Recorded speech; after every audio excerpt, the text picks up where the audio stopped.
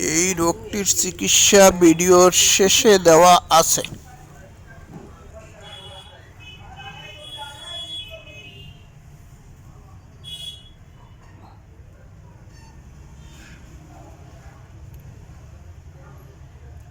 গরু গোস্ত চিংড়ি মাছ একদম খাওয়া যাবে না।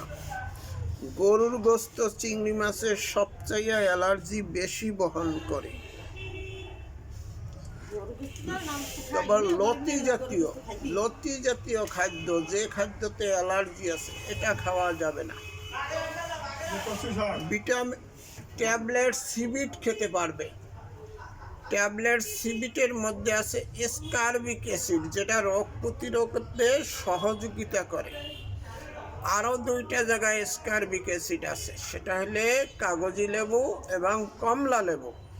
এই দুইটা জিনিস খাবে। প্রতিদিন শরীরে 3 থেকে 4 ঘন্টা রৌদ্র লাগাবে, শরীরে ভিটামিন ডি উৎপত্তি হবে, যেটা রোগ প্রতিরোধে সহযোগিতা করবে।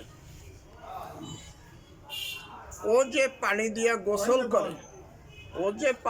গোসল করে, এই পানির মধ্যে সেভলন অথবা ডেটল দিয়া এরপর গোসল করতে হবে। তাহলে বাহিরের ওই যে স্কারবিসের যে ব্যাকটেরিয়াগুলো, এগুলো মারা যাবে।